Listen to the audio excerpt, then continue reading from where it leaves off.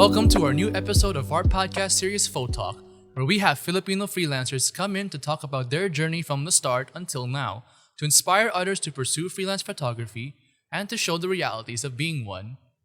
I am your host Wesley, and today's guest is the CEO and chief photographer of Chubby Cheeks Photography and Makeup Studio, who brings life and energy to portrait, fashion, and events photography. He is also a graduate of Benilde School of Hotel Restaurant and Institution Management from De La Salle College of St. Benilde.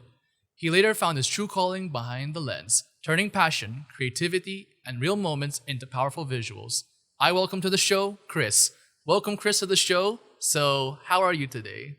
I'm doing great. Just finished my shoot earlier. I'm actually out of town right now, but I'm Oh, more than ready to give you guys this time. Yeah. thank you so much for being able to give your time for this. So, how does it feel to see yourself in the position you're in right now as a freelance photographer?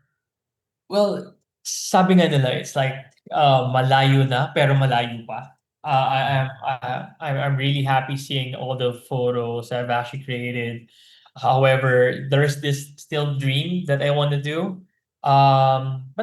Pretty much, I'm actually pretty much fulfilled already. But there's still this things that still want to do in terms of photography. So there. Ah, okay. It's good to hear that you are having a sense of fulfillment thanks to this job of yours as a freelance photographer. So that's good. Keep it up, po. So now I want to ask you about this picture that caught our attention when you submitted your portfolio. This picture here is of a lady that's smoking a cigarette while having Mhm. her polo like unbuttoned. So what is the story behind this photo, if I may ask? Well, actually, it's actually a birthday shoot. It happened last year. It was actually a birthday shoot that a stylist actually told me about, and I was like, okay, sure, let's do something a little bit daring, something that they haven't that the model or that a birthday celebrant hasn't done. So it's like, okay, how ready are you since you're on the legal age already? I was like, okay, I can do whatever you want. Okay, sure. Since I'm actually more into fashion and somewhat glamour, I dared her to somewhat be daring and all that. So Oh. yeah, that's it. So because normally when someone wants to collaborate with me, I usually tell ask them on what their limits are and what have they not done. So something like that. So Mm. yeah. Ah, okay. So she actually smoked a real cigarette on set. Um. Yes, it's just like a how do you call it? Hit buga. It's not really like smoking real time. Ah, okay. Yeah. Because I was concerned when I saw that cigarette. I wasn't too sure if like the studio would be okay with smoking inside the premises. But since I think it's yours naman, so I guess it'd be fine for her special occasion naman. Yes. So so just by looking at that, it does give off the impression that she's turning into the legal age where now she can finally do any of those kind of stuff. Yep. Sure. So, now in a nutshell, how would you describe your experience in the freelance photography industry so far? It's pretty crazy because I actually, of course, started on a very low rate, and now I'm actually, I can basically dictate whatever rate, of course, reasonable rate. I charge the client, so it means that I'm actually growing in terms of my profession and the art as well. Hmm. So, if I may ask, how many years have you been working as a freelance photographer? Oh, this would reveal my age. Oh, Just don't mention on what year I graduated in Benilde. I think don't I'll worry, be I won't ask fine. that. Okay, I've been doing photography since 2008. It started as a hobby, then it turned into a serious profession. Oh, okay. So, it was more of a personal hobby of yours that got you to start photography and not because of an artistic background or from a family? No, it's not. No one actually in the family is actually artistic, if I may say. So it's more of me having fun taking pictures and then practicing real hard until I was able to, develop the so-called skill or talent. Mm, okay. So when you were about to start doing photography, did you study it through like uh orgs in high school or college, or were you mostly self-taught when you were learning? It's mostly self-taught, to be honest. Although I actually attended some basic photography classes, shutter, aperture, ISO, all white balance, all those things. I just attended like one basic photography workshop. That is, it's not really a class. Mm, And then from there, I experimented. I practiced almost every day, even mm, though I was actually working and all that. I made sure that every time I go, I go home, I tend to practice on something. I shoot my dogs, shoot mm, flowers and all that, until I was able to, get this really, more interest in portraiture as well as fashion. mm. Oh, okay. So when you were self-learning, this was all while you were still in college or school, right? No, I was already working back then. Also after. Yeah, it's way after because I graduated that year and I started photography. I think that was 5 years after I was actually working already.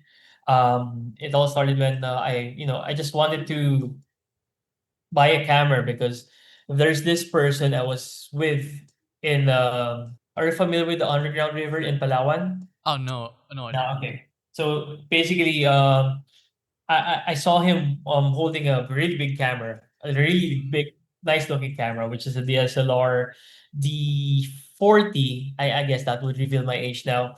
And then I told myself, one day I'll be able to buy that kind of camera. So I was able mm, to buy one, and then from there, everything launched off. So yeah. okay.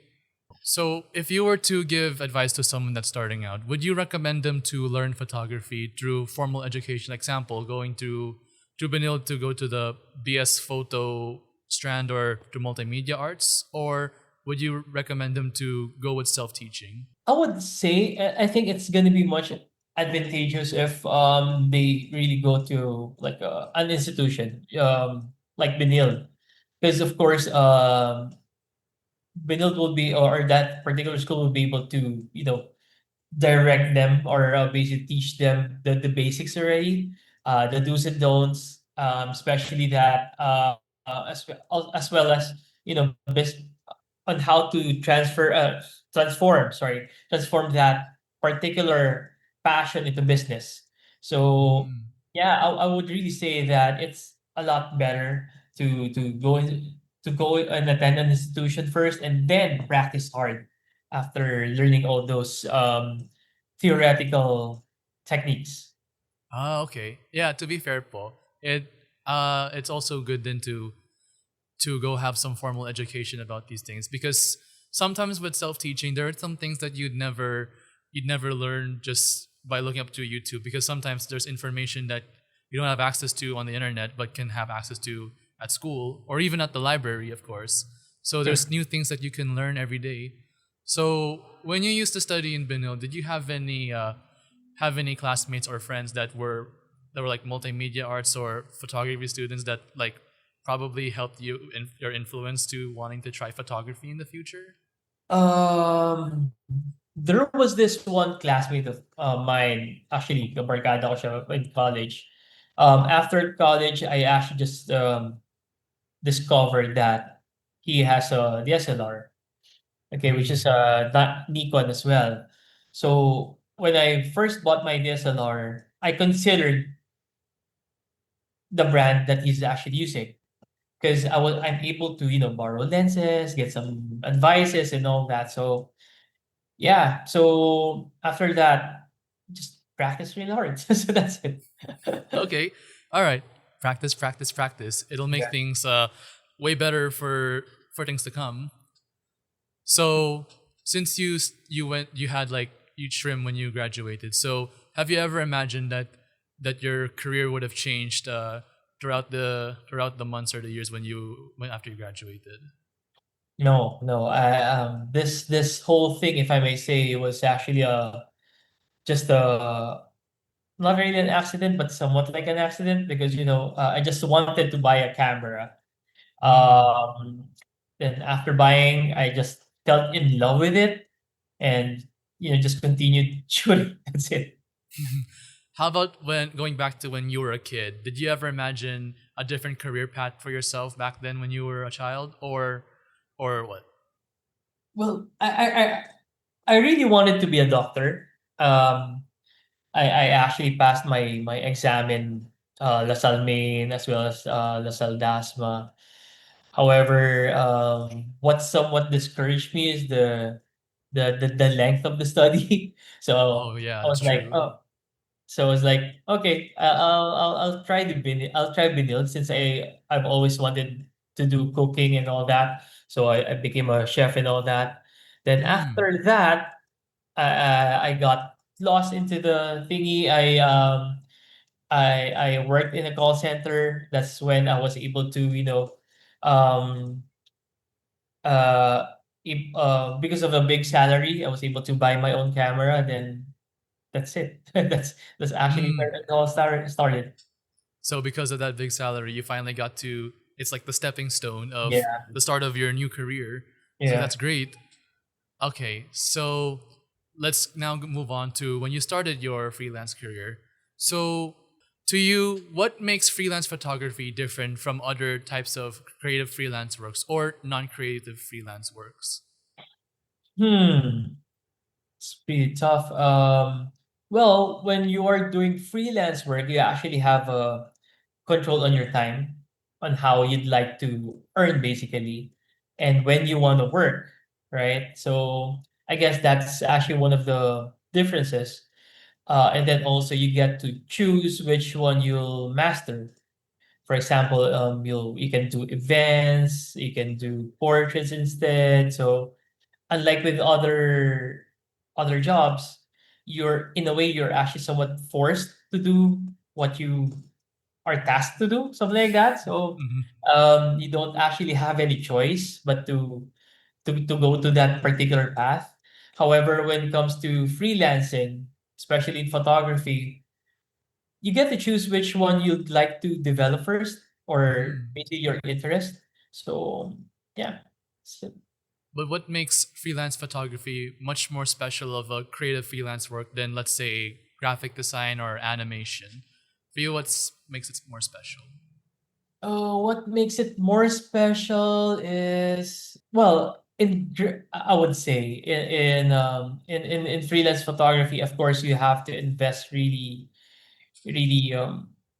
big in terms of gears and all that. So sometimes you actually have to think about how would I be able to get an ROI and all that. Unlike with graphics and all that, um, mostly your investment is just, sorry for the graphics people there. It's just basic computer, a Wacom, and that's it. Unlike for photography, you actually have lots of things that you have to invest on: That's cameras, true. lenses, lights.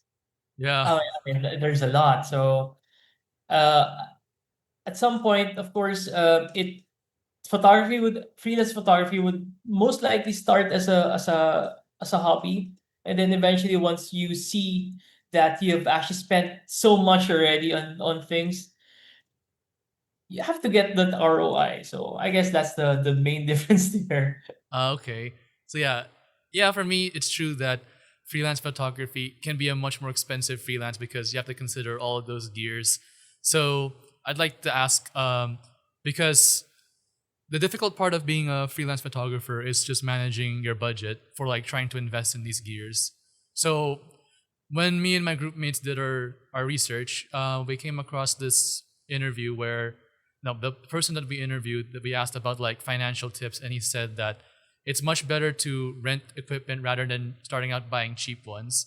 So for you, which would you recommend for beginners? Would you want them to start buying, let's say, cheaper lights, cheaper cameras, secondhand, or encourage them to rent from like professional studios? Well, for me, well, based on how I started, I actually bought my own gears. It's not those are, of course, those are not the expensive ones, if I may say it, the cheaper ones. Mm. But you have to be creative and contented on what you can afford first, right? So would you believe I actually started with just a flash trigger and a shoot through umbrella, and I was able to earn somewhat a decent money for that, and then I was able to save up to upgrade and all that. So I think it's still best that you actually have your own gears as to compare to renting one, because when you're renting, although it's not that, I mean the it may come actually cheaper. However, you'll have no chance to practice when you want to, because of course you always have to consider the price or the rate of the equipment that you're renting, right? So Ah, right. somewhat that would discourage you from renting. Like for example, I want to practice shooting portraits against the light and all that. Okay, magre-rent ako sa ano sa studio. Kaso gastos na naman, parang ganyan. Unlike when Mm. you actually have those cheap equipments, you learn to maximize it basically, and again, you'll be able to practice whenever you want. So, Mm. well, But that's how me. ab- but how about for when you're gonna have an ongoing shoot? Would you still want to bring the cheap equipment that you brought there, or would that be the time to consider renting professional gear? Hmm. Well, as for that, I actually used my cheap gears to do the shoot basically. However, when I see that when I realize when I see that that for that particular project, it's not, I mean the equipment is not enough. I mean the power and all that, the wattage and all that. That's when I'll rent. For example, Mm. like I said before, flash lang and shoot through umbrella. Now, since you need sometimes you need higher wattage of light, then that's when you actually can rent out, or I will rent out. Okay. So let's go back to your very first freelance gig. So, what was your very first freelance gig, and how did you get invited to do it? And did you have any key takeaways from that experience? Okay, my very first freelance gig was actually I became a photographer for a men's magazine. Although it's not the men's magazine that I really wanted to be part of. However, that was the only opportunity that I actually had that time, so I grabbed it. It's okay. It's actually okay. I'm actually happy that they entrusted me that kind of with that kind of assignment, because they Mm. actually saw that I was shooting a lot of glamour portraits and all that. So they tested me and asked me to shoot for their magazine. I was like really happy, of course, because it's like a dream come true. It's like, although it's a men's magazine, my target that time was um to to make it more artistic in a way. Like, yes, it's a men magazine. Or you see sexy ladies and all that, but I want them to focus more on the kind of art that we can create. So yeah. Ah, so that men's magazine mostly full of like sort of like sensually filled women. So but you wanted to talk to the did you want to talk to the client where that you didn't just want to make them feel so scandally, you want to put some artistic expression through the models? Yeah, I did. I actually talked to the art director. So I was like, let's try to somewhat make it a little bit more tasteful. So they all Mm. agreed to my proposal. So yeah. So what kind of theme did you ask the models to do? It's actually with an animal. So Oh, an animal. You brought in a real animal to the set, or just a snake. Just a oh, snake. snake. Snake. Okay. If someone mentions a snake and brought to a photo shoot, it kind of just reminds me of. I'm gonna make a joke here. It reminds me of the music video Anaconda because they just showcase the snake, although they barely show the snake itself. But yeah, How were the models not scared of having a snake with them in in the shoot? Like the snake had to like they had to wear the snake like as if it's Yeah. a coat. Ah, okay. Very brave. Yeah, So, you just have to tell the snake handler and make sure that the snake is well fed before the shoot. okay, yeah. They still the snake still has its teeth, right? Or Yes, it comes with no teeth. it does. It does. It does. Oh, okay. I guess that's why it should be well fed. We don't want to we don't want to remove their teeth like being a dentist or anything. Yeah, that's too brutal. So, when you landed your first gig, did you already know on how to handle the business side of being a freelancer? Like learning how to do marketing skills, client management, or was it something that you had to learn on the spot? It is something that I have to learn on the spot. Because during that time I was just like, okay, I'll give you this rate. And anyways, I'm just shooting. I'm having fun. So that's actually my first impression of the doing freelance with them. And then I realized that hey, I'm spending much on my camera. I need to borrow lights. Now I've started, computing things. So it's like, okay, maybe I should charge more. Something like that. So All right. So we know that you used to work multiple jobs back then, but I wanted to ask you that do you know any other photographers who had to juggle multiple jobs to make it work? Like they have to both be a photographer and have a different type of job, which can affect their lifestyle. there's a lot. There's a lot. So how did their story go? For like in general. Well, I actually have. Well, he's not really a photographer. Just on top of my head, he's not really a photographer, but more of a videographer. Mm. Um, since he doesn't know how to price it well, if I may say, although he's really talented, he just opted to have a second job. So Oh. basically, he's my videographer. So he works at night Oh. doing editing jobs for some clients, and then during the day I get him for as a videographer. So yeah. Oh, okay.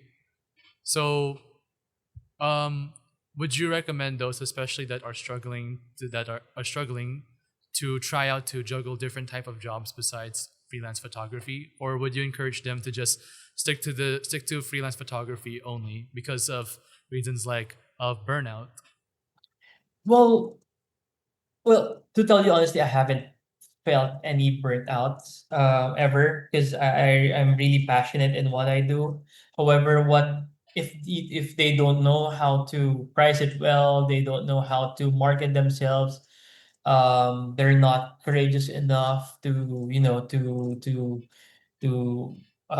expand and all that. I would still suggest to them to get a second job because the freelance or this business is not for the weak ones. Mm-hmm. Um, it's not all about the money, but it's all about taking risk. Kailangan makapal mukha mo when you have to market yourself, right? Because Mm-hmm. no one's gonna market for you better than yourself, right? Although sometimes your work may actually speak for itself, but however, it still differs if you can market yourself. Because ako, I used to be a introvert, to be honest. And then I started talking to models. I slowly became extrovert.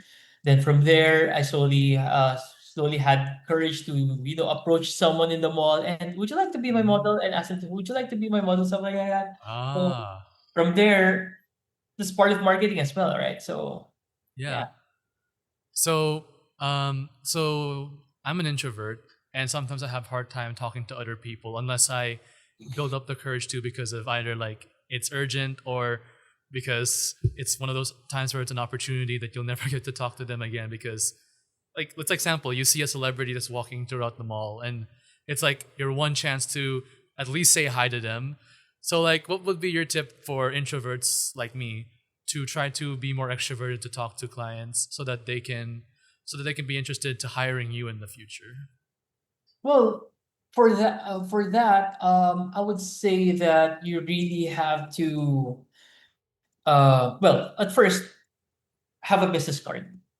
Okay, Mm, that would make you somewhat on a level, be professional, look professional because you already have a business card, right? So yes. I'm sure you know, or you somewhat know how to nicely approach a person. For example, excuse me, hi, I'm John. Here's my calling card. I'm a photographer. I'd like to work with you, something like that. So Mm-hmm. that business card establishes that professionalism already. So that's actually one notch higher. That would somewhat help you from being introvert to somewhat extrovert because you'll be able to you're able to show to them that you're professional basically. Because I think that's the struggle there. It's not really about talking to people. It's actually about making them trust you, right? Mm. So started there with So a bit. just by the appearance of yourself and how you talk to them, that's when you start to build trust and rapport to them, right? Yeah. So what would you recommend for someone to wear when they're gonna start talking to clients? Because I heard from one of our interviews back then was the way that he tries to attract clients or to make himself look professional is that he wears like an expensive watch so that he can signify that it's like his time is very valuable, something like that. So what would you suggest for someone to appear physically? It depends on the occasion, really. If you are in a formal event, of course, you have to be in formal clothes. You have to be one notch higher, if I may say. Let's just say that that particular event or that particular meeting would just require you to wear shirt with collared shirt and slacks and all that. Try to make it a notch higher. Wear um, wear a polo, slacks, and then a coat, something like that. So sometimes, yeah, if you know if you basically know sino attend dun sa party, that may, for example, if they might be interested with the watch, then get a watch, diba? Mm. Talk about the watch. It, I honestly do that. To be honest, I actually bought just one really expensive one, just to be able to somewhat bridge the gap between me and a potential client. I did that. Also, sometimes you have to be, well, ako kasi, I just wear a plain shirt, a plain polo, basically. Um, I always wear something with collar whenever I know that I'll be able to I'll meet someone important. Mm. Something with collar, no shorts and all that. But again, it's different. If you are meeting people that are more into fashion, then you have to somewhat be fashionable. Somewhat, again, somewhat. Somewhat Until fashionable. until you're up to your limit only, of course. Um, Mm. Parang ganyan. So some may actually wear really colorful coats and all that. But if you're not that kind of person, just try to say to wear something. Just try to wear a coat, then put a little accessories. That's it. So whatever Yeah. you're comfortable with, yeah. So it's very dress to impress kind of thing where you have to look presentable. Yeah, just So be presentable. Yeah, yeah. and So I always wear something. Paano ba? Plain clothes. Ako usually plain clothes, and then I wear expensive hat. Plain clothes, and I have a expensive watch, something like that. I always have mm, that how would you accent on a particular thing. So yeah. mm. So if ever I want to become an events photographer, I want to mainly do events for like cosplay events because it's part of my interest as I like cosplayers, I like anime and also comics. But what I Mm-hmm. have in my mind is that because of what you said, dress to impress, hypothetically, what if I want to be a photographer, but I still want to blend in with the crowd. So I'll try to cosplay as someone known, and then I'll try to ask another cosplayer, hey, I'm a cosplayer too, but I also do photography. Here's my business card. Do you think that can be effective for that kind of target audience? Yeah, that could be effective. That could be effective because that's your style, that's your interest, right? But if I'm gonna be doing that, just me, since I love wearing plain clothes and all that, I'll wear my plain clothes, a camera, and a sword. A sword. Oh. Right. So it's like, hey, you have a sword, but you're a photographer, so you also a cosplayer. So wear something probably different from others, right? So that you'll get that Yes. attention. Okay. So now let's move on to your style when it comes to taking photos. So describe to us your approach of photography and your style when you're doing portraits. Well, my style, I really love to have fun in the set, to be honest. I love Mm, cracking jokes. I guess that's what sets me apart from others. I love cracking jokes. I love doing rapport. Um, I'm not really fond of the usual shots, like unless of course I'm required to do that, like beauty shot and all that. Lately I've been doing crazy poses, crazy faces. Like when doing beauty shoots, it's you're not supposed to really put weight um on your face, like because it's gonna deform. But lately I'm actually doing mm, that, so I'm trying to go against the rules basically. mm. Um, yeah, that's how I am. Yeah, How so about your when you're editing the photo, coloring? What kind of colors would you prefer do you prefer using so that you can have a signature style when you're presenting your portfolio? I'm more into warm colors. I'm more into highlights as well. I tend to pop the highlights. I pop the warm colors and put more grain into the photos when editing. Mm. So So I don't really mind doing high ISO or doing a post edit a post production grain. Okay. So because you mentioned you're not afraid to do high ISO, I know as events photographers, especially those that have to utilize in sports where, especially indoor sports, like example basketball, they're required by clients to take 1/500 shutter speed for the photo so that they can capture the still. But honestly, me also when I was trying this for an assignment where I had to take a sports event, I was kind of scared to raise the ISO because I wanted my pictures to be less grainy and try to be as perfect as possible. Because yeah, it's kind of like my weakness trying to be perfectionist even at the shoot. I don't take into mind too much of post production because I want to. If I make it very perfect at the production itself, there will be less editing required. So, would you advise photographers to not be scared of bumping up the ISO if there's no other choice? Yeah, it's all about fulfilling the assignment, basically, Mm, right? So don't be afraid in popping up that ISO because especially with the new cameras nowadays, the Nikon Z versions, the Rs of Canons, the Sony's A versions, they have great ISO handling. So don't mm, be afraid about getting those little noises. Of course, you have to consider the noise. I mean, there are noises that are destructive, but of course that's when the noise are have colors already. But again, it depends upon your style.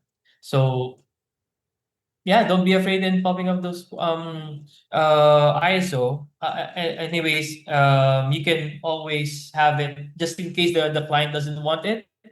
You can always use Noise Ninja or whatsoever, right? So it's all about getting that perfect moment, especially when it comes to sports. It's all about getting that perfect moment, right? So that's true. When talking about your style, have you ever noticed about your style that's starting to evolve over time? Or do you think that it stayed consistent ever since you started? well, I I'm sure I actually had improvements because um, sometimes your taste would actually evolve as well. Especially me, that I love browsing through fashion magazines, or I love looking at uh billboards and all that. So I was like, how can when I look at the picture, how can I combine that kind of style to my current style? So that's, yeah. So I tend to practice and then see if it would actually work with me, for me or against me. So yeah, I continuously evolve. I continuously evolve, especially now that with AI. I'm starting also trying to learn AI. To be honest, Ooh, because AI. I used to say that, to be honest. However, I believe that it's better for you to know something, know something different, basically, just in case you'll actually need it. So yeah, that's actually why I'm trying to learn AI as well when Yeah. something. I mean, AI can be a useful tool. Just don't let it be the one to replace your job. True, true. So, can you give us an example on how AI has been able to help you with your recent projects? Well, it's easier to to fix hairs, right? It's easier to remove people from the scene, or objects from Oh. the scene. It's easier to change the type of clothes that the model is wearing, or it's easier to fix it. So something like that. So those are the little things that I'm currently doing with AI, but I'm trying to, of course, again, learn a much, I would say, artistic part of AI. So yeah. Mm. So sometimes photographers would have to find pegs, or the client presents them pegs for like how they want the pictures to be. So if it were up to you, would you still rely on looking on pegs on Pinterest, or would you ask AI to prompt a sample photo so that you can have inspiration how you're gonna light the scene, how you're gonna do the set design, and how you're gonna make the model appear? I'm pretty old school, so I go first with Pinterest, and then if I'm not able to see what I want, exactly want for that particular project, then that's when I'll go to AI. So which AI would you recommend for only for looking for pegs, not for like replacing us? um, I haven't, to be honest, I haven't really tried looking for pegs using AI. It's still more on the Pinterest part.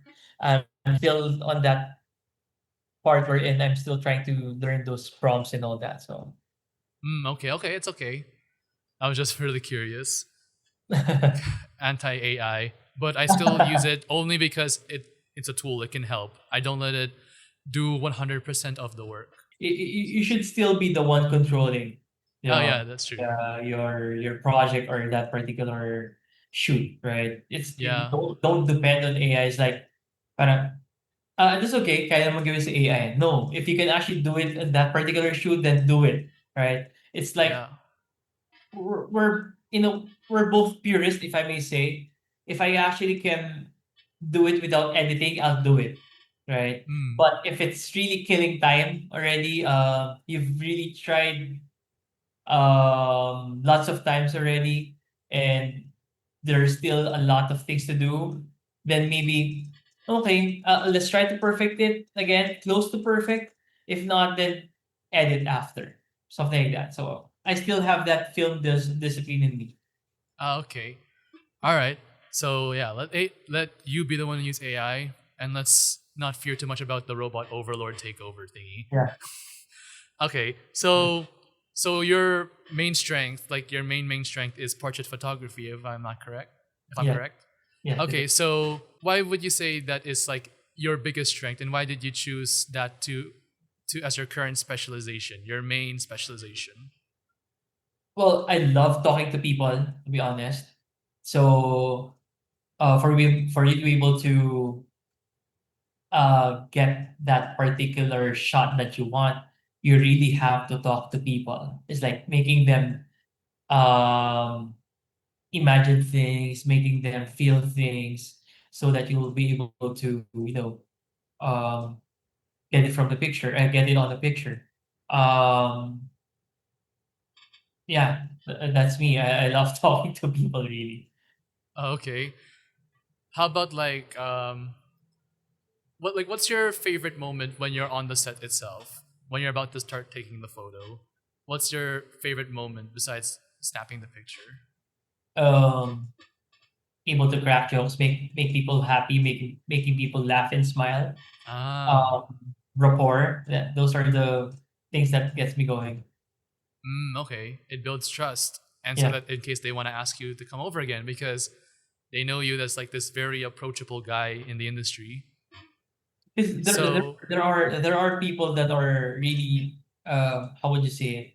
Camera shy or really conscious with the camera and all that. So you for you to be able to fulfill that project, you have to build that trust with them. That you know you can do the job, that they'll actually look good. Um, yeah. okay. So now, so your main strength is portrait, but you also do like events and other things. So would you recommend freelance photographers to just focus on one niche or try to stay diverse in their work? Like they do portrait, but they want to try exploring other avenues like events, landscapes. Would you suggest that just stick to that one strength first or try to diversify themselves? Um, That's actually one thing that the pandemic taught us, right? Mm-hmm. Because I was more into portraits before. Then when the pandemic did hit, I had to make a way for me to earn money, of course, during that time. So I had to learn product photography. So had to learn styling, food styling, that is. So if you already have that strength, continuously hone it while developing other things on the side. Mm, okay. But how about to someone that is new to freelancing? Would you recommend them, hey, try sticking to this one, but don't try other ones first because it might be burdening to you? Oh, well, I would tell them to continuously shoot whatever they want. Okay, don't focus on one thing yet, because as what you've said, they're still new, so they are still to explore what their interest really is. You cannot force yourself to be interested in something because I'm sure that's not gonna be that artistic or it's not gonna be the best, right? Mm, So just continuously, search for whatever interests you, and then once you found that interest, develop it. So mm, okay. Because for me, what I think of like if someone is juggling so many, but it's not really their main strength, sometimes it can lead to compulsive buying of gear that they don't need. So if I got advice that if you want to do portrait photography, just choose a lens that's appropriate for it. Don't buy lenses that are not appropriate. Like example, a fish eye lens, you might not need that for that thing. So sometimes the downfall of a freelancer can be because of compulsive buying. So they just have to learn self control on what they buy. So what can drive them to buy what they need is if they know to themselves that this type of niche is mine and I want to focus on this one, so I don't have to buy unnecessary gear that I don't really need for that kind of niche. well, that's true. That's true. However, as what you've mentioned, that for example, you bought a fish eye, right? Fish eye. You can actually use the fish eye for portraits, right? You can be creative with that, right? Oh, right. Right. You can be different, right? Hmm. You're just somewhat breaking the rule. I mean the rule that a fellow human actually created, right? That you're just Yes. supposed to use 85 or 135 for portraits. Wherein you can actually also use wide lenses for portraits. Um, the thing is that if you haven't really discovered yet your niche or your main interest, try to play it safe. Why not buy 2470, right? Hmm. 2470 can be both used for landscape, can also be it can also be used for portraits. can Mm, also be used for events, right? Now, right. while you have that lens, you'll be able to practice all these genres in photography, and later on be able to discover your main interest. Okay. So, what would be your advice to a freelance photographer that's only working on a budget for gear? Because not every freelance photographer is born rich or is starting out rich once they graduate. Well, basically, by that lens, for example, well, okay, here's a fact. Um, I used to have just one lens on my D90. It's actually a 50 Mm, mm 1.8. So I just practiced using the 50 mm for about, I think that was about a year, right? right. Then by if you want to upgrade, just make sure you have already outgrew the lens the lens that you have, right? Oh. Yeah. Once you have outgrew it, once you have maximized the usage of it, and once you realize that you actually um, need something else, that's when you upgrade. Mm, I see. The story kind So of that's what reminds it. me of do you know the story behind Deadpool and Wolverine when it was in pre-production? Oh no, That no. when Ryan Reynolds was presented the budget to make that movie, it was a very high budget, but Ryan Reynolds surprisingly rejected that budget because he said that because Deadpool was made with a lower budget, it forced the creators to be creative with that lower budget. So he asked them, "Can we make it a lower budget so that we can actually spend more effort on this on a lower budget because we're forcing ourselves to do something good with it?" So I guess in photography, if you're on a budget, if you don't have that much, it'll force yourself to try to be as creative as possible with the less things that you have. So if you're only having a 50 mil, you'll have to be creative on how you can integrate that. Yeah, because imagine me, like I was doing portraits back then using my 51.8. I was also doing events back then using my 51.8. So I Hmm. was able to maximize it. Anyways, it's just a step backwards or forward, right? So when you want to zoom in or zoom out, Yeah. that's what you just have to do. The only limitation there probably is that just in case the venue is really small, you won't actually be able to do a nice group shot. That's the only limit. But I'm sure you'll be able to guide them to a particular part of the venue wherein you'll be able to do the wide shot as well using the 50. Yeah. I relate to that story also with the using 50 ml only because when I did a shoot for my assignment, I had to go to this sports event. It was a fun run, superhero themed fun run, and I Mm. only had one lens that can reach 1.8, which is also a 50 millimeters. The problem is that I can't be able to zoom in and out just to find some details. So I had to try to be creative by going as close as I can, but not too close to not disturb them. Try to find creative angles to maximize 50 millimeters. Like example, um, there was this creative rule saying that one picture can be good if you can try to find something that stands out. So I looked at the crowd and I saw a guy dressed up as Spider-Man who was about to do the run. It was hilarious to see people in superhero costumes running. Like literally, I saw the Flash, and that one fits. Spider-Man's not known for running, but yeah. So I saw Spider-Man that stood out in the crowd, so I thought that was perfect. So I took that picture, and it helped me got a good grade. It's good, good. Oh, there you go. All right. Now, next, let's just move on to your career highlights and your breakthroughs during your career. So, was there ever a turning point or a breakthrough moment that significantly boosted your freelance career? Well, I would say that's when I was able to get Philinvest as my client. It was Mm, all pure relationship at first. They entrusted me with well, I was actually doing a model wannabe shoot with them. It's actually the event, and then there on they asked me if I can do photo booth. I just said yes, and mm, we were, and that was actually the opening that I actually needed.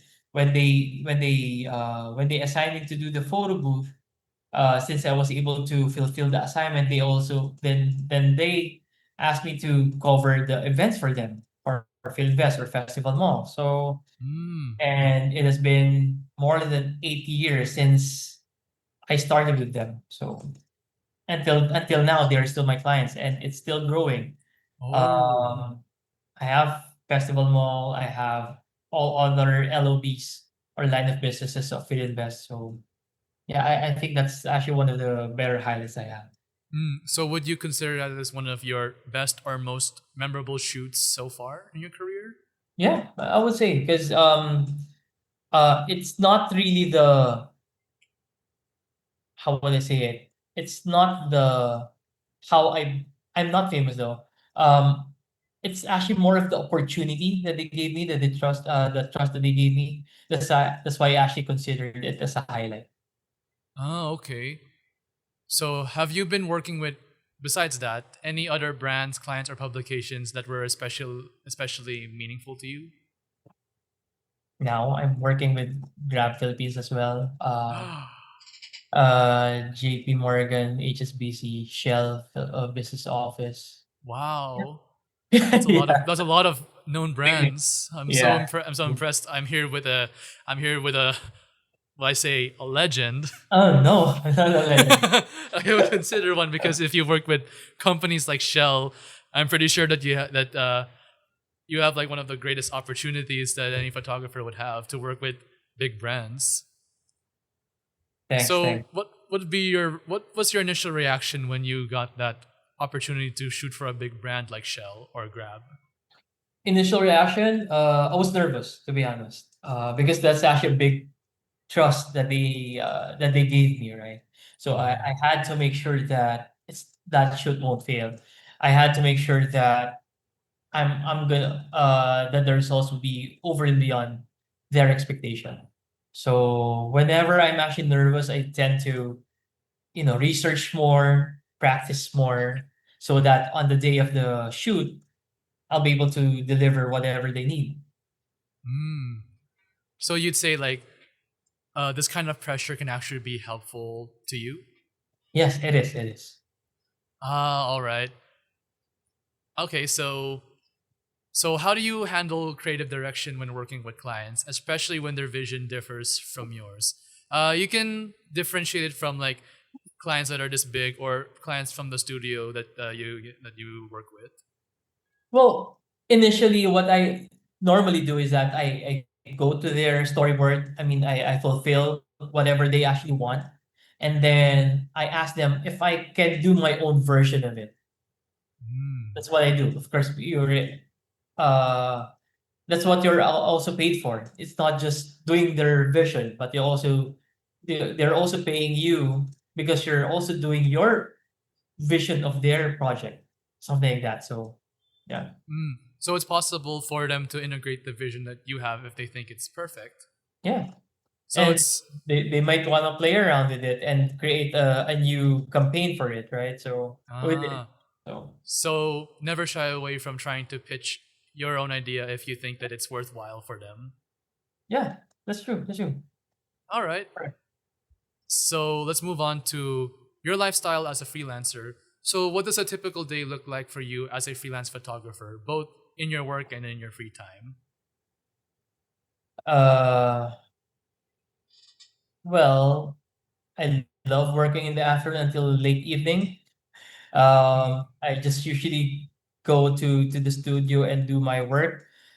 Um I I don't work at home, by the way. Mm. I love doing the work-life balance thingy. Mm, it's true. The most I'll actually do at home would be sending emails, but Ah, most of okay. my editing jobs would be actually done in the studio. Ah, okay. How about when it comes to prep time from home? Like you're about to prepare to go to work. Is it like you have to get all the gear ready from your home, put in your bag and all that? I usually prepare them the night before to make sure that I'm not rushing on things and make sure that I'm not forgetting things. Ah, I'm not never trust your brain in doing these reminders. Yes. try to write down on thing write a note on whatever equipment you actually need and you might need, so that you have a guide. I believe that your brain can actually do other things other than trying to remember the things that you have to bring, right? So I see. Man, I already feel guilty about this because it was a bad habit of mine to get things done in the morning, like putting all my things in the morning, but then not like funny but not really funny story. So, um, my someone needed to borrow my lens for their shoot for their assignment. So I thought I already brought in the lens in my bag, but turns out once I reached Hilpoyat station, I just realized, shoot, I forgot the lens and the tripod. So because of that, I had to walk down from Hilpoyat and cross the street, which was kind of hectic to do because there were so many cars at that time in Hilpoyat, and I kind of sweated a lot. So because I wasn't feeling like I have to take a jeepney again, I decided to grab. So yeah, lesson learned. Pack your things pack your things at night before.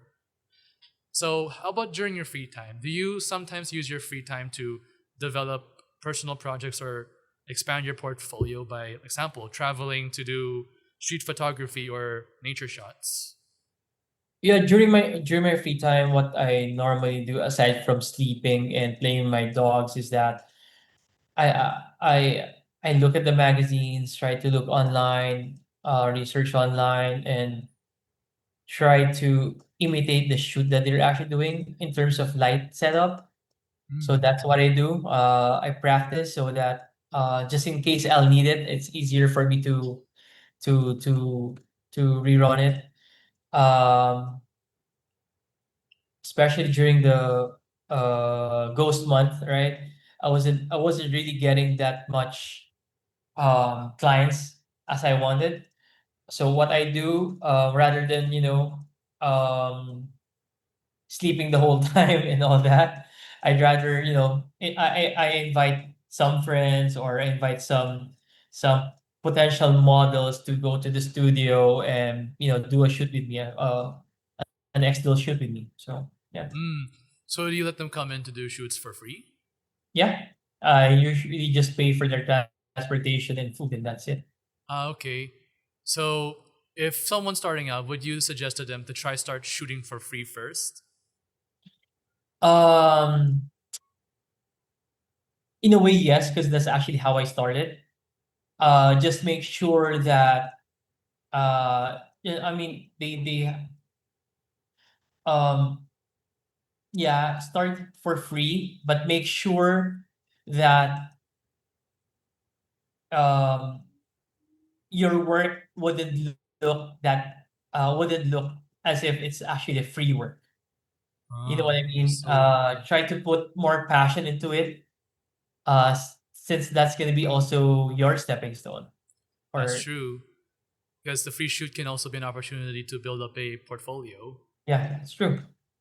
All right. So, do you see your job as a freelance photographer more as an art or a business or a balance of both? Well, for now, it's actually as of now, it's actually both. Okay, it's both. It only it turns into art when I'm actually passionate about things. I want to practice lighting, as what I mentioned a while ago. It goes to the business direction when I realize that I'm not getting that much client. I had to I had to market myself more or strategize. So yeah. Mm, okay. So, how do you balance the creative side of photography with the business side or like the business responsibilities of freelance photography? Just like what I mentioned a while ago. The business side is fulfilling the needs for that particular project. Now, the Mm, artsy side or the creative side is when you suggest to the client if you can do a particular style or a particular scene. So that's how I do it. mm. Okay. So now we've reached the climax of our podcast, which is going to be talking about mostly the challenges of being one and learning from failure and lessons. So far in your career, what has been the what has been the hardest part of being a freelance photographer that people might not expect? Well, you'll miss the 15-30 salaries, of course, because you always have to work on your own, work at your own pace, depending on how much you need for that particular moment, right? Yeah. That's one of the probably the struggles. Also, that you always have to have like a down payment whenever, even if it's actually your friend, you have to Hmm. have that down payment to make sure that that particular date won't be wasted. Um, I started roughly on that because I thought when you're friends with each other that they won't cancel that particular project, right?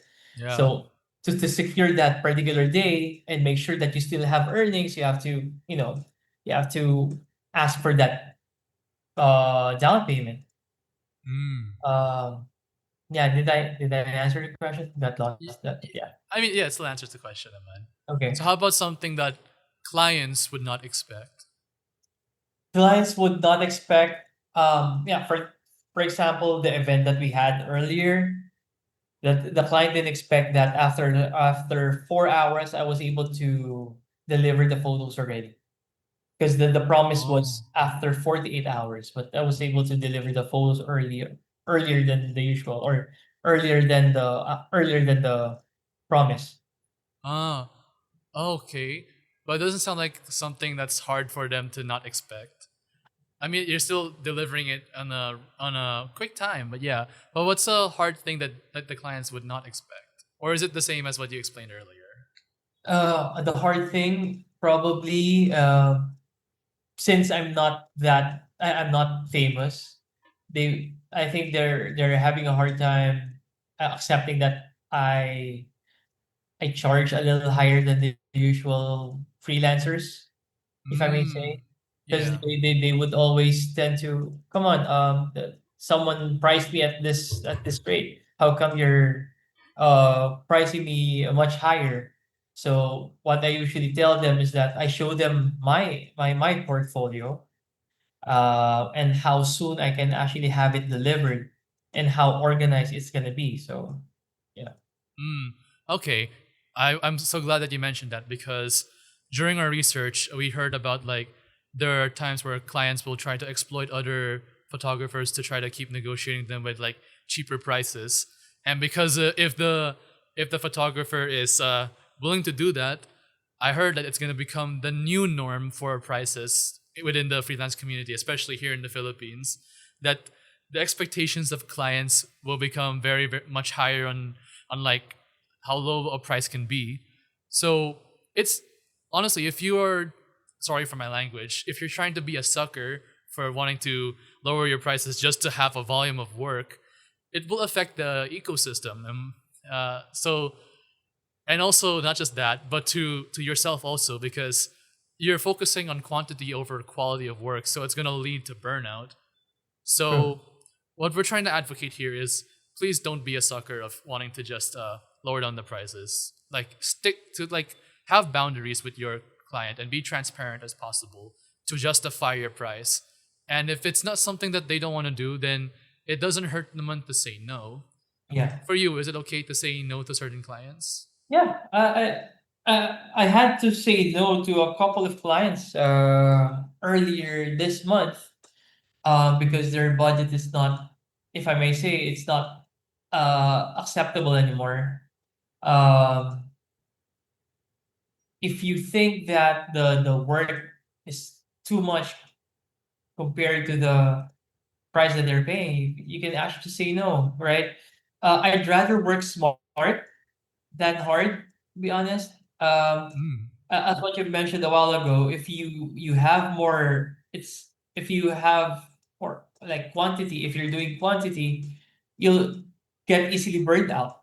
While if you're doing quality and then you're being paid quite reasonable, basically, or pretty good, then you have less of an editing job to do, right? Because That's true. photography doesn't just start and end with a photo shoot, right? Mm, It ends with the delivering the photos, the right photos. So yeah. of course, when you deliver that, they're expecting that you'll be able to edit them well with no flaws and all that. So if you have too much in your plate, I and I'm sure you're gonna rush things and try to beat the deadline, right? As Yeah. to compare to doing it quality, paying, you're being paid, right? You have more time for yourself. So I guess I guess that's better, right? That's much better. So, what are some lessons that you've learned the hard way, especially in your early days in your career? Price it right. Hmm. Don't learn to say no. Yeah. Um, learn to haggle.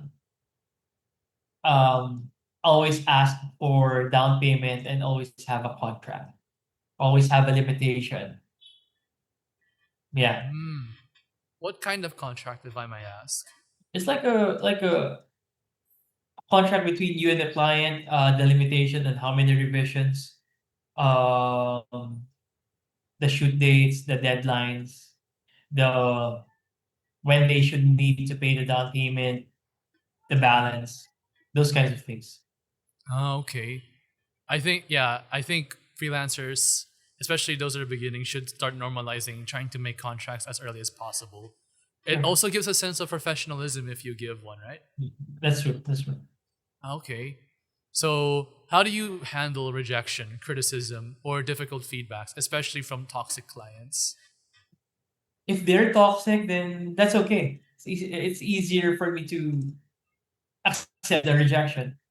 Um, Mm, you wouldn't you wouldn't want to, uh, meddle with toxic clients, right? Because it's for mm, me, it's a waste of time.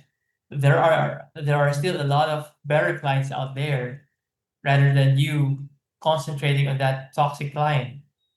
Um,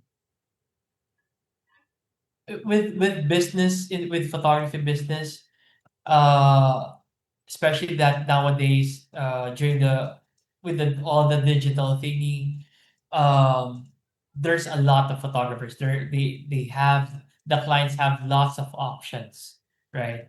So mm, it's not for this business is not for the weak-hearted. mm, You if you easily get um stressed because you were rejected, then this business is not for you, right? mm, You are not the only option of the client. Always remember that. However, what you can do is that you may actually ask the client why they didn't choose you. You just want if that client is somewhat a friend or is close to you, try to learn from that from their standpoint on why you got rejected, and then develop your skills maybe, or develop your proposal, or develop your pricing. mm. So, has there been an example where you had to deal with a toxic client that kind of made your skin crawl or your blood boil? Or no, not yet. Not yet, because I'm I'm okay with rejection. I'm totally okay with rejection because I love learning from them. I love learning from rejections. Yeah. That's actually when I get better. It may be through skills or contract or whatever. Yeah. So when the photography season is slow, example, it's gonna be December. There's gonna be lots of Christmas events that events photographers and portraits would get because like example, there's gonna be families that want to take Christmas portraits, and there's gonna be events in SM where they're gonna hire lots of camera crew for that. But after that, it's gonna be nothing. After Christmas, there's gonna be like a slow season for photographers. So when you're dealing with those slower seasons, how do you stay motivated and inspired? Well, I practice. Uh, Mm, I keep on shooting. Um, Continue to hone those skills. Um, so that once the that particular project comes in and they would require this shoot, or they would need your suggestions for a particular shoot, you're already ready for that shoot, right? Right. When you actually have that idea already, or that particular theme or concept, shoot, it would make Mm. you motivated, because you'll be able to see in flesh what you've done on, and or you were able to execute it properly. Mm. Okay. So keep yourself motivated by keep Yeah, doing shoots no matter what. yeah, yeah. Because anyways, that's the profession that you chose, right? So Yes. you might as well be good at it or better than it. Right? Okay. So so currently in this year, the year's about to end. So 2026 is coming. So looking back in 2025, has this year been good or challenging for you professionally? Um, it's it was challenging during the ghost month in a way. Mm.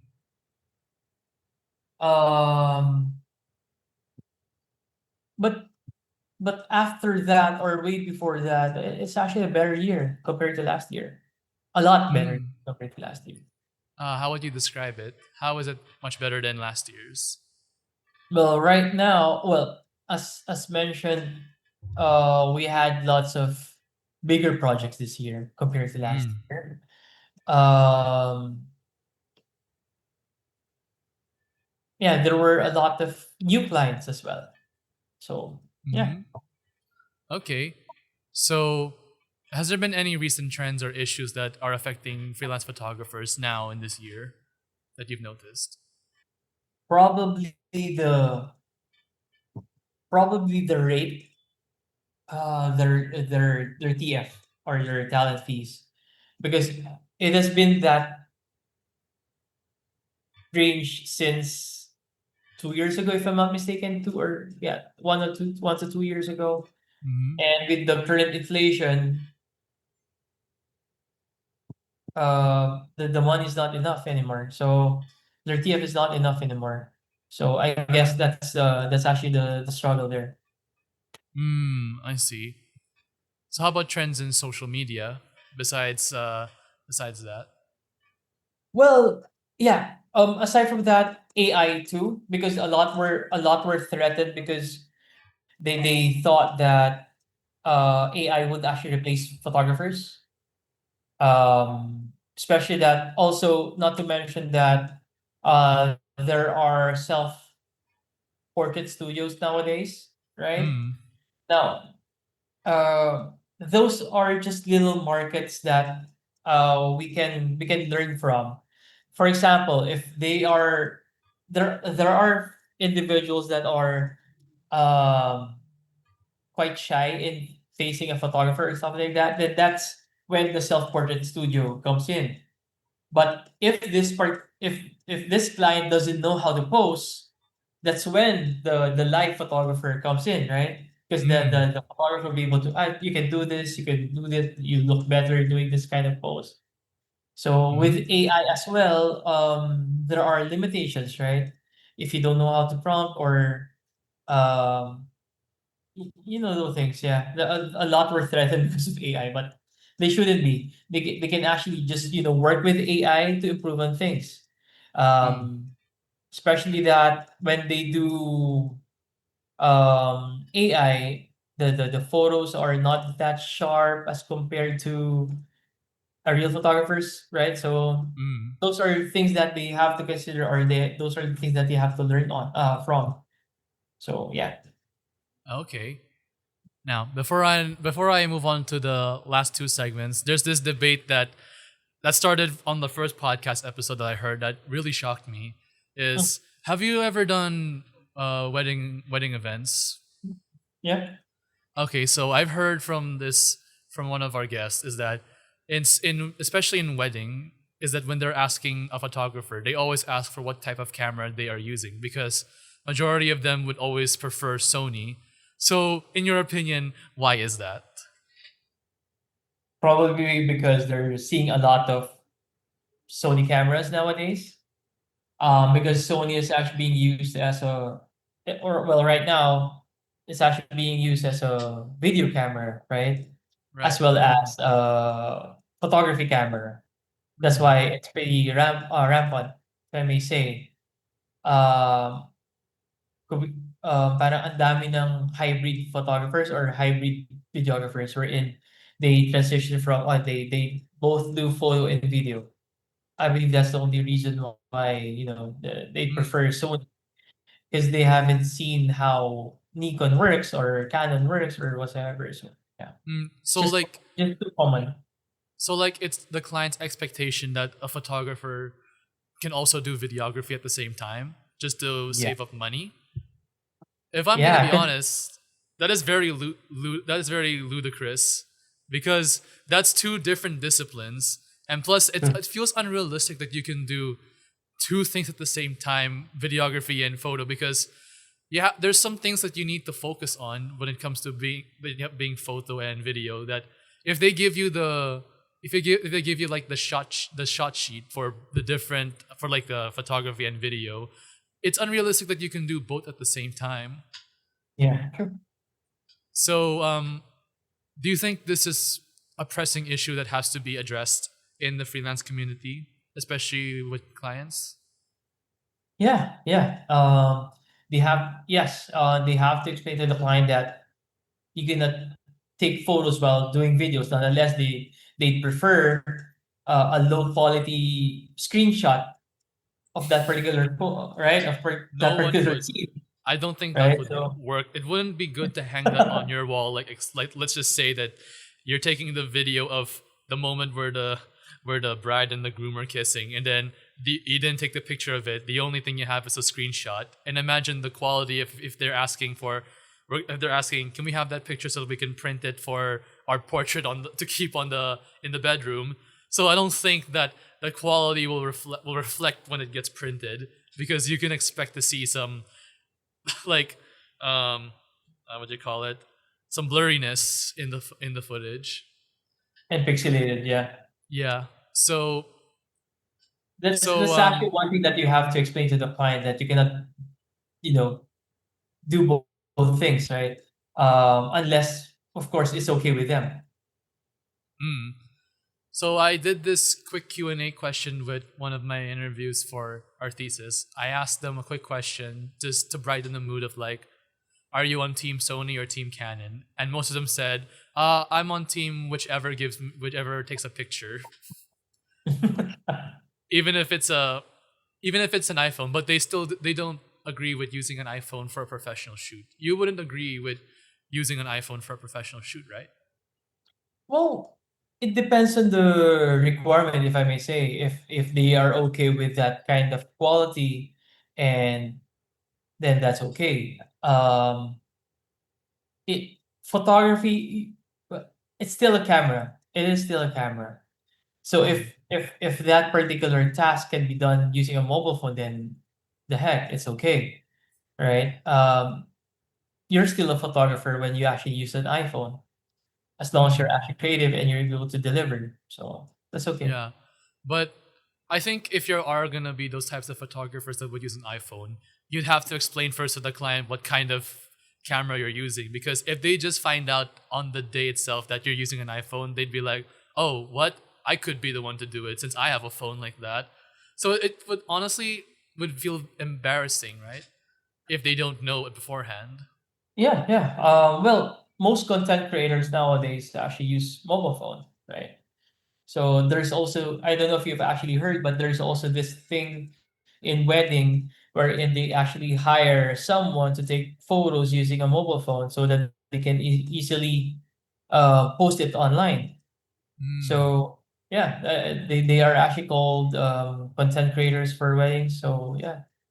So, do you think that mobile phones can contribute to a depreciation of actual professionalism in photography? Since everyone owns a mobile phone, a lot of people owns mobile phones these days, and they can just say that I'm a photographer because my phone has a camera.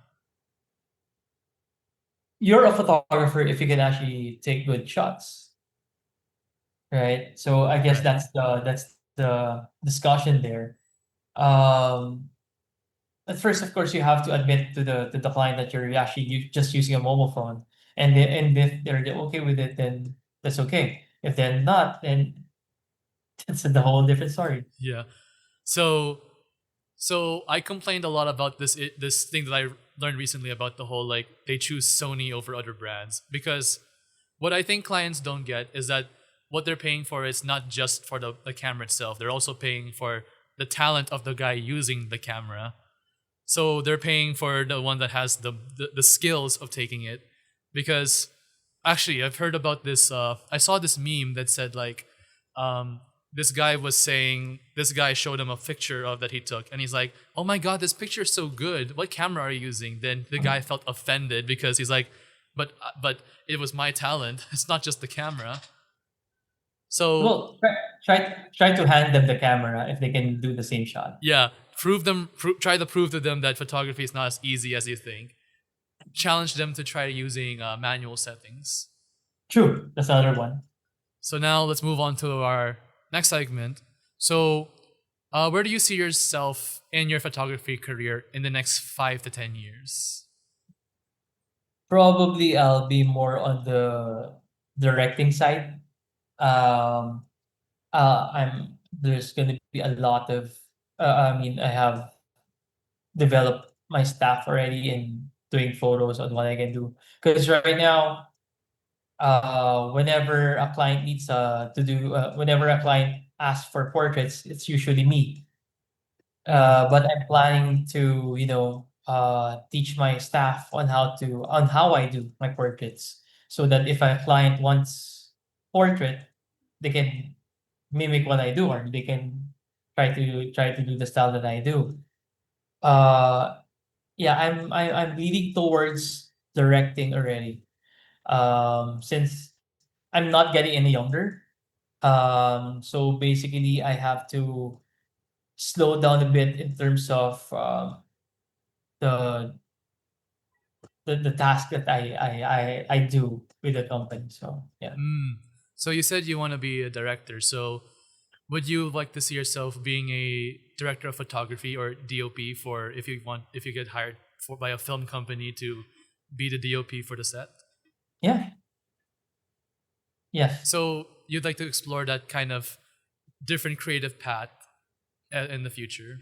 Yes. Especially art directing. So Have you ever dreamed of wanting to work with a dream client that's always been in your head?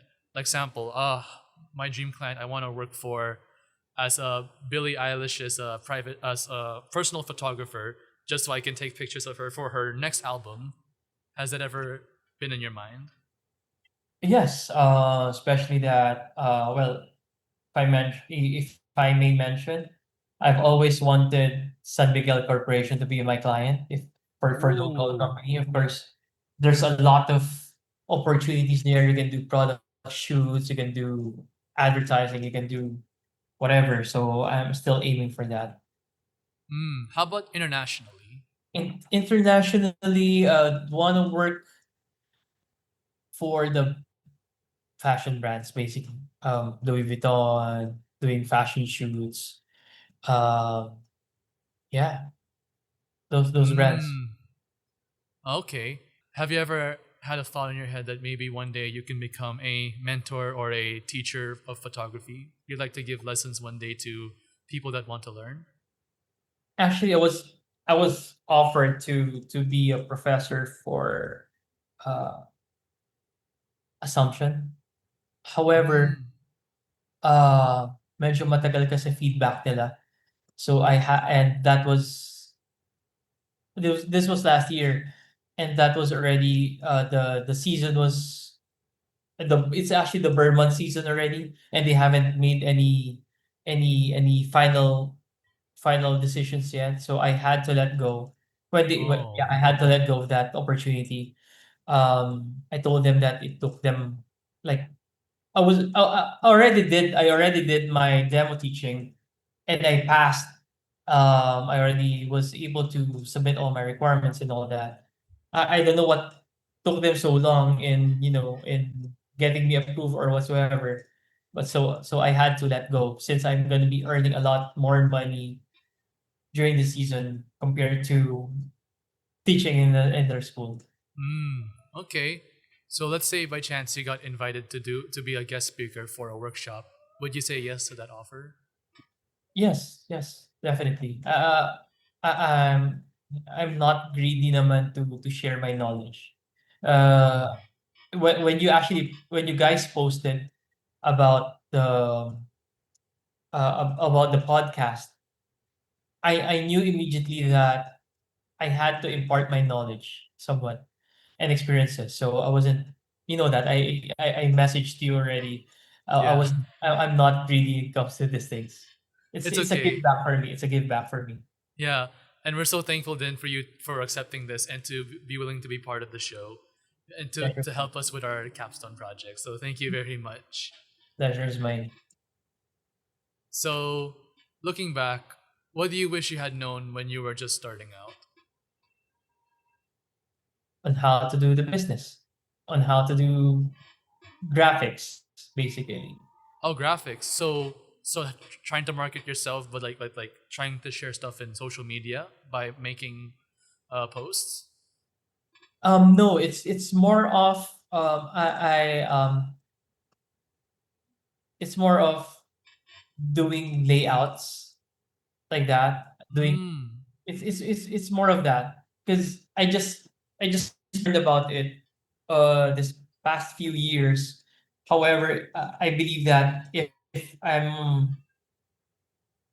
if I already know that field before, even before, probably I'm on a much higher scale now. Hmm. I see. All right. So we're down to the last question of the Okay. podcast. So, what advice would you give to someone who's just beginning their journey into photography today? To be honest, I know it's a cliche, but keep on shooting. Because habang nagshi-shoot ka, your passion is burning, right? So keep on shooting. Never be afraid of testing things or creating new things Mm-hmm. that may not be actually be a norm. That's all right.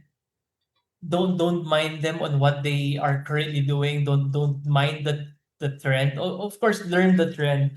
However, don't be pressured because of the trend. Um, just keep on exploring, keep on shooting. That's it. That's Hmm. how I started. I believe that's actually why I'm actually successful because I just kept on exploring things. Hmm. All right. That's good.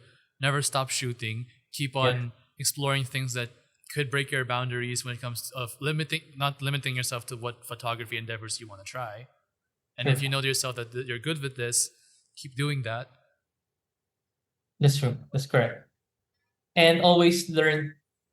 It would never hurt you to say no Oh yeah, that's when right. you don't feel comfortable doing things, or if you think that you're being um, taken advantage of Mm, in whatever pricing or whatsoever.